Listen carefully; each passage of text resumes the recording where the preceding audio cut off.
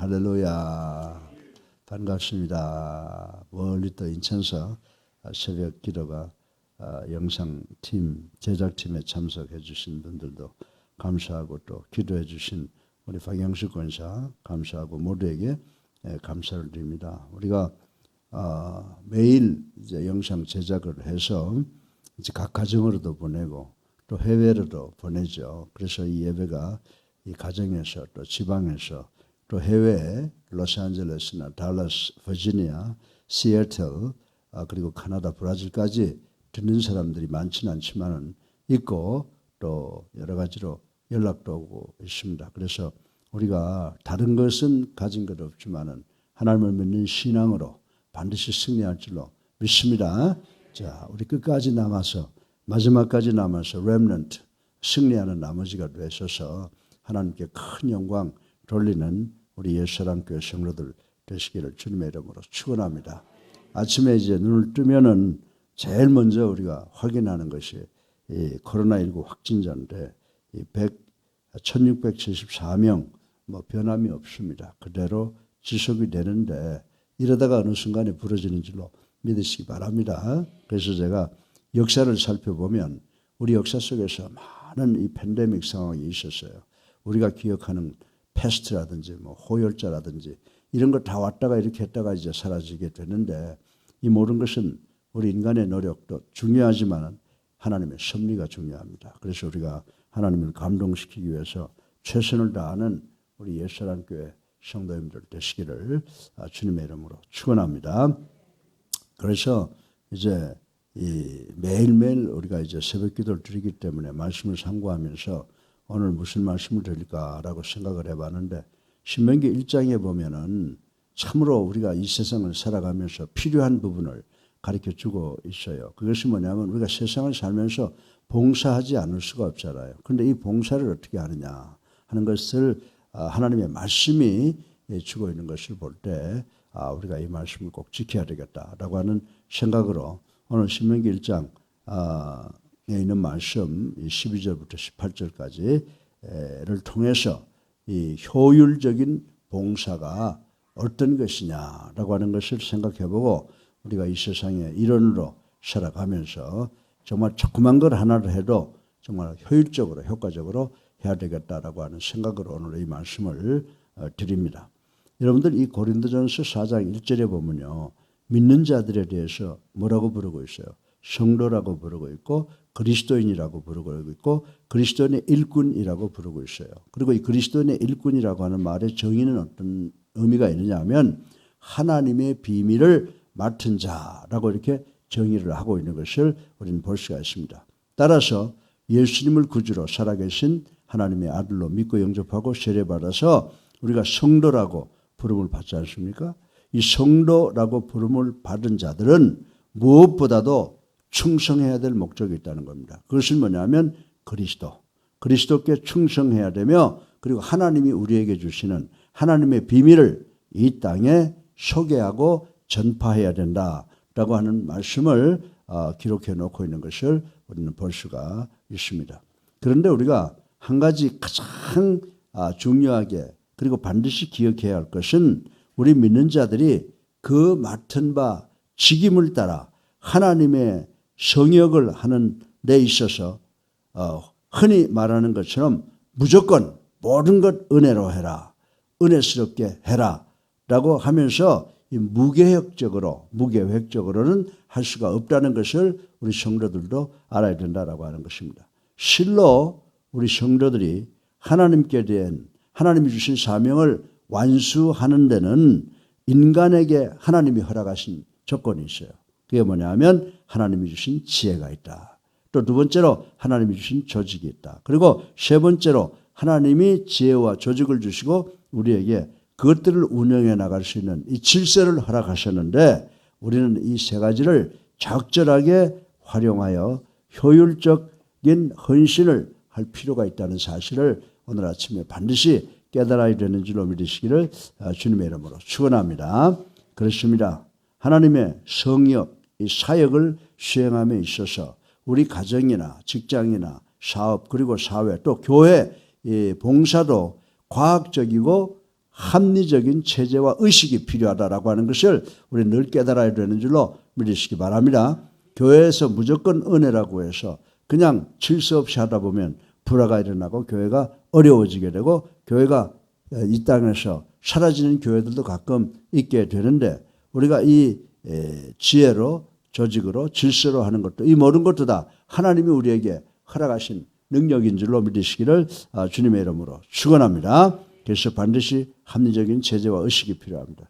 바로 이런 점에서 오늘 본문을 보면은 효율적 봉사의 그 훌륭한 지침이 되는 말씀이다라고 생각이 돼서 여러분에게 이 말씀을 드립니다.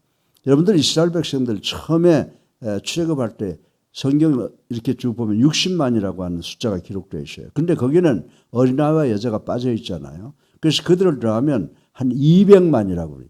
여러분들 모세 한 사람이 200만을 끌고 출애굽해서 그 광야를 지나서 가나안까지 들어간다라고 하는 것은 쉬운 일이 아니라고 하는 것입니다.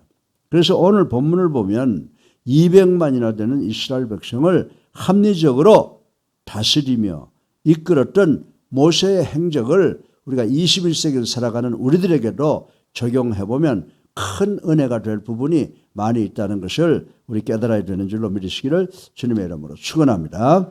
그래서 오늘 이 효율적인 봉사를 위해서 세 가지의 필요한 교훈을 제가 여러분들에게 말씀을 드리려고 합니다. 그래서 이 말씀을 통해서 우리가 가정에서 일하나 직장과 사업 또 사회 봉사나 교회 일을 하면서 내가 가는 곳마다 정말 조직적으로 계획적으로 돼서 그 기관이 그 조직이 하나님께 영광을 돌리고 우리에게 큰 기쁨이 되는 그런 삶을 살아가시는 우리 모두가 되기를 주님의 이름으로 축원합니다. 예, 효율적인 봉사를 위해서 조직적으로 수행해야 된다라고 하는 점을 생각해 보겠습니다. 처음부터 모세는 백성들을 다스리면서 모든 일을 홀로 처리했어요. 근데 오늘 18절에 보게 되면 어떤 재판을 할 때는 중간자가 되어야 된다고 그랬어요. 어느 한쪽으로 치우쳐서도 안 된다고 그랬어요. 제가 이 말씀을 읽어보면서 우리가 사는 사회가 이랬으면 얼마나 좋을까. 모든 사람이 소송이 걸려도 성사가 있어도 안심하고 가겠다라고 하는 것을 생각을 해보며 우리가 말씀대로 살아야 되겠다라고 하는 것을 생각해 보았습니다. 그런데 애당초 모세도 어떻게 했냐면 백성을 다스리면서 모든 일을 홀로 처리했으니까 얼마나 어렵겠느냐라고 하는 것입니다. 그러나 출애굽기 18장 13절로 27절을 보면 누가 등장합니까?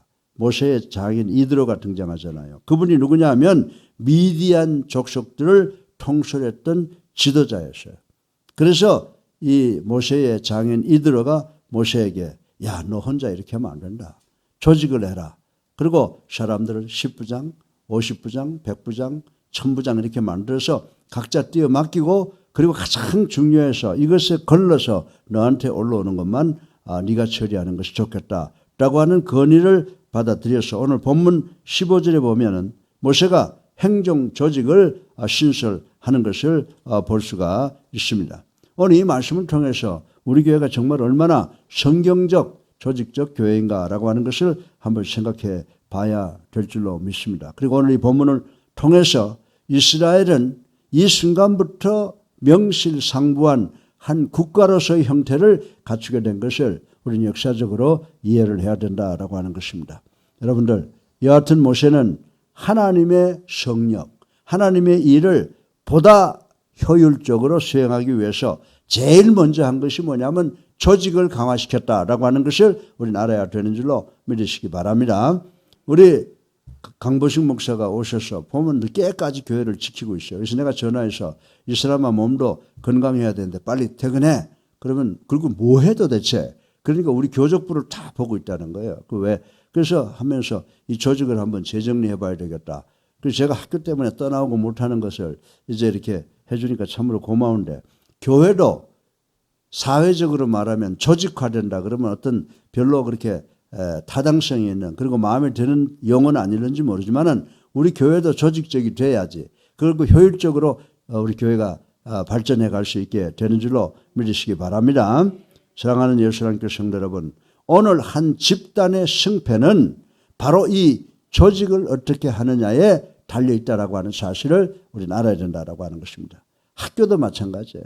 각 처가 있어서 그 처가 처장이 누구냐에 따라서 아주 합리적으로 잘 돌아가고 그 처가 발전하는 데가 있느냐가 하면 이렇게 조직을 이용하지 못하는 사람들이 있는데 보게 되면요. 학교를 아주 망치는 그런 근원이 되는 것을 볼 수가 있습니다. 우리가 이와 마찬가지로 하나님의 성역, 하나님의 일을 함에 있어서도 이 조직은 대단히 중요하다라고 하는 것입니다. 그래서 우리 교회도 행정, 재정, 운영, 교육, 선교 이런 것을 잘 조직을 해서 우리가 활용을 하면 하나님께 큰 영광 돌릴 줄로 믿으시기를 주님의 이름으로 축원합니다.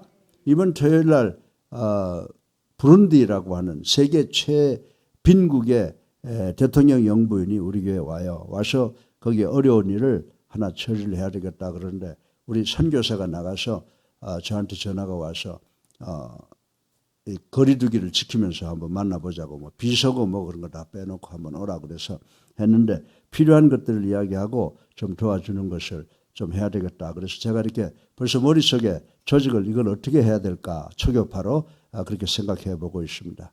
그리고 그 나라는 중국과 북한하고만 외교가 열려 있어요. 그래서 제가 첫째로는 선교, 둘째로는 자유민주주의를 전수해야 되겠다라고 하는 생각으로 토요일 날 12시에 만나기로 했으니까 여러분들 기도 많이 해주시기를 주님의 이름으로 축원합니다. 사실 이 하나님의 무궁무진한 뜻을 펼치기에는 한 인간의 힘으로는 너무 미약하다라고 하는 것을 우리는 알아야 되는 줄로 믿으시기 바랍니다. 따라서 여러 사람이 조직을 이루어 체계적으로 수행함이 최선이다라고 하는 거예요. 수백만이 함께 하나로 하는 것이 아니라 그걸 조직화시켜서 일하는 것이 가장 효과적이라고 성경은 우리들에게 가르쳐주고 있습니다. 때문에 여러분들이 사도행전을 보게 되면 초대교회로부터 시작하여 오랜 세월을 통해 교회는 효율적인 조직체로 성장해 왔다라고 하는 것을 우리는 인정해야 되는 줄로 믿으시기를 주님의 이름으로 축원합니다. 실로 이 주먹구구식인 헌신은 오히려 하나님의 일을 더디게 할 수 있습니다. 끝으로 우리는 영적인 군대 그리고 이 군대의 생명은 살아있기 때문에 이 조직적이 돼야 그 성장하고 발전한다라고 하는 사실을 늘 기억해야 되는 줄로 믿으시기를 주님의 이름으로 축원합니다. 첫째로 이 기관이나 이 조직이 부흥하고 살아나려면 어떻게 해야 된다고요? 조직적으로 수행해야 된다. 성경이 가리키는 말씀인 줄로 믿으시기 바랍니다. 그래서 효율적인 봉사를 위해서 우리 교회나 조직과 기관이 해야 될 두 번째 일은 뭐냐? 질서 있게 수행을 해야 된다라고 하는 것을 생각해 보겠습니다. 조직이 형성되면 기관이 만들어지고 조직이 형성되면 거기에는 필수적으로 질서가 뒤따라야 되는 줄로 믿으시기를 주님의 이름으로 축원합니다. 우리 교회도 목회자, 장로, 권사, 집사가 있으면 이 조직 질서를 통해서 우리 교회가 발전되는 거지 중구난방으로 각자 자기 일 한다고 해서 되는 것이 아니라고 하는 사실을 우리는 알아야 됩니다. 질서가 없는 조직은 반드시 와해되고 만다는 사실을 알아야 된다라고 하는 것입니다. 따라서 본문 15절로 18절을 보면 이스라엘의 행정 조직을 정비한 모세는 그 조직을 효과적으로 활용하기 위해서 질서를 강조한 사실을 우리는 볼 수가 있는 것입니다. 다시 말해서 모세는 재판 과정을 10부장을 거쳐서 100부장, 1000부장 최종적으로 자신에게 이르게 함으로써 질서 있는 업무 수행을 했다라고 하는 것을 볼 수가 있습니다. 또한 이 성막 기구를 배열하는 것조차도 질서가 있었다라고 하는 것입니다. 그리고 이스라엘 백성들이 행진하는 이 대형도 질서에 의해서 이루어졌다라고 하는 사실을 우리는 알아야 된다라고 하는 것입니다. 사랑하는 예수님께 성도 여러분, 하나님의 의, righteousness of God, 하나님의 의를 이루는 일에 있어서 질서가 뭡니까? 질서는 가장 기본적인 principle, 원리인 줄로 믿으시기를 주님의 이름으로 축원합니다. 그래서 사도 바울은 고린도전서 14장 40절을 통해서 우리에게 뭐라고 권면하고 있습니까?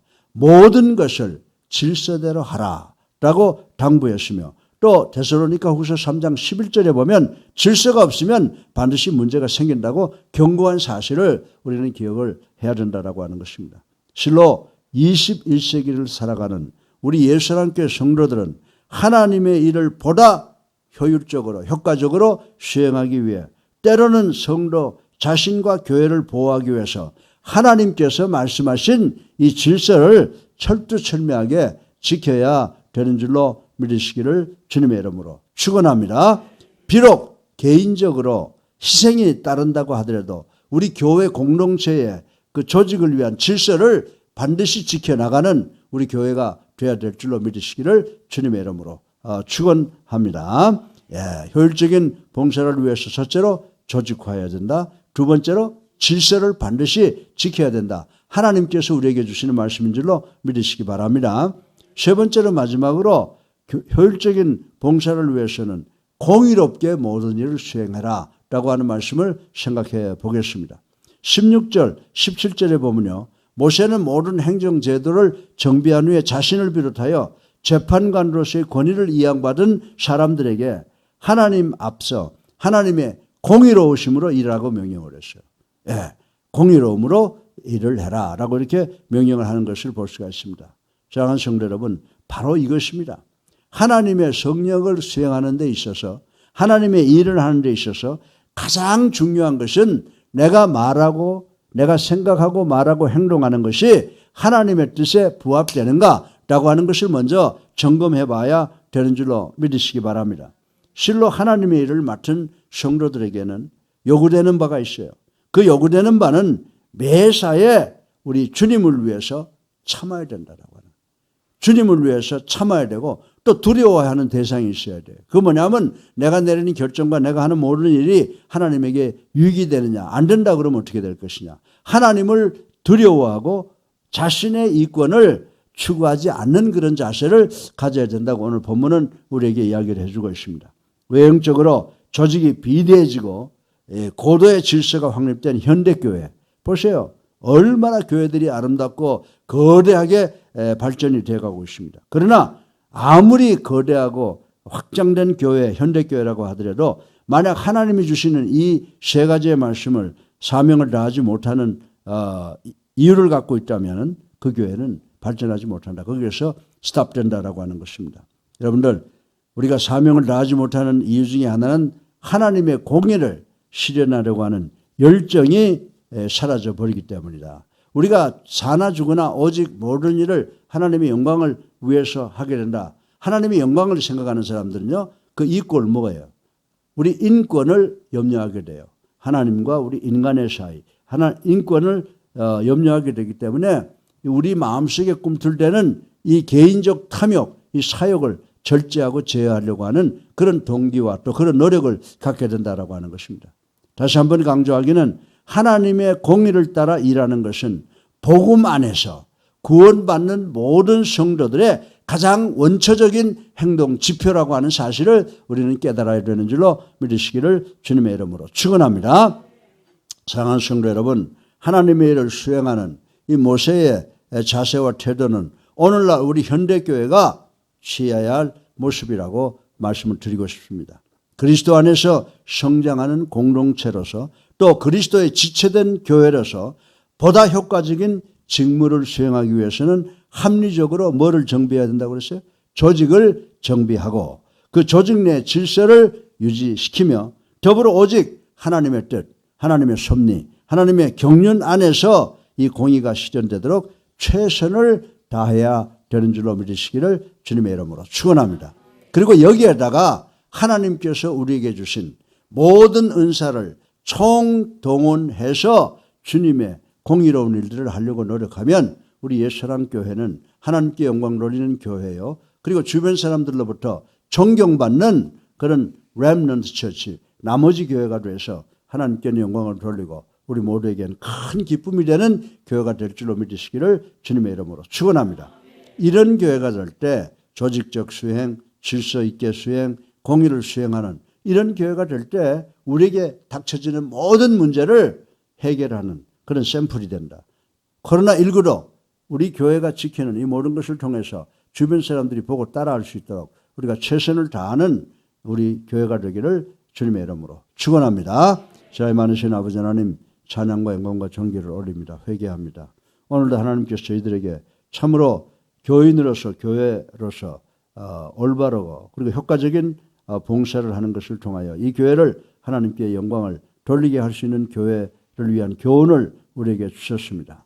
우리가 조직적으로 수행을 해야 되고 질서 있게 수행해야 되고 공의롭게 수행해야 된다고 하나님께서 가르쳐 주셨는데 오늘 이 세 가지를 꼭 기억하시고 세상에 나가서 승리하는 우리가 될 수 있도록 축복하여 주시옵소서. 예수 그리스도 이름으로 감사하며 기도드렸사옵나이다. 아멘. 예. 할렐루야. 예. 우리 다시 한번 인사합시다. 얼마 안 됐지만 반갑습니다. 오늘 꼭 승리하시기 바랍니다. 예. 서로 기도로 우리 모두 건강하고 코로나19로부터 자유. 이거 제가 만든 표거든요. 코로나19로부터 자유. 예. 그렇게 될 줄로 믿습니다. 이제 우리 다 같이 214장 부르시고 기도하는 시간 갖겠습니다. 214장입니다.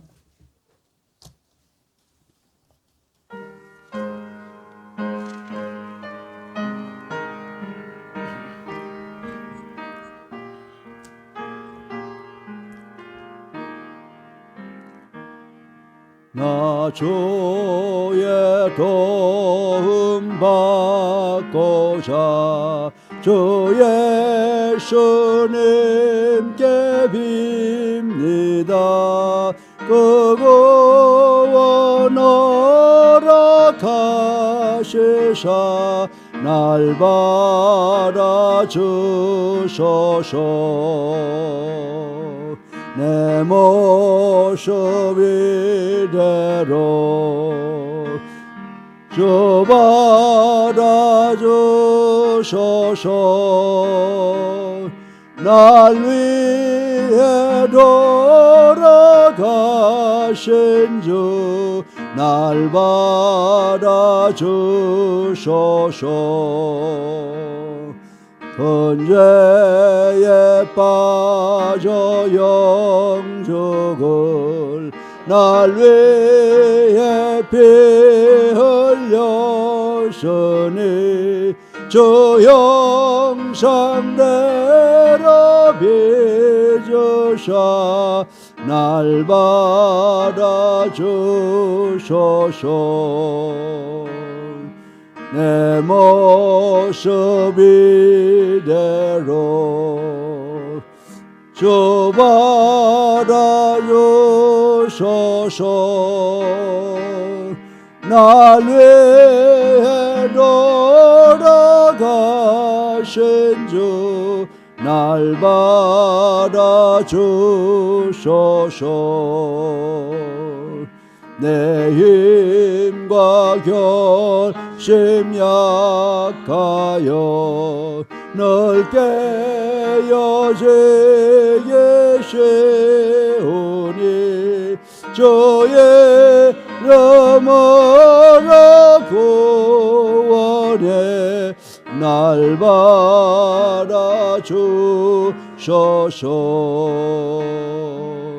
내 모습 이대로 주 받아주소서. 날 위해 돌아가신 주 날 받아주소서. 내 주님 서신 발 앞에 나 꿇어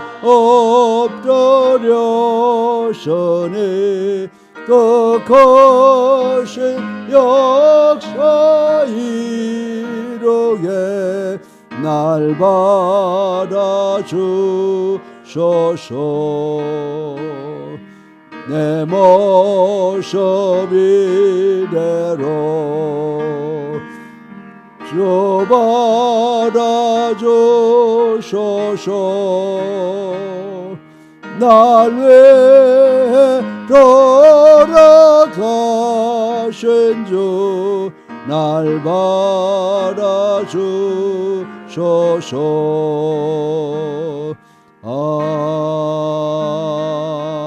아멘. 주여 세 번 합니다.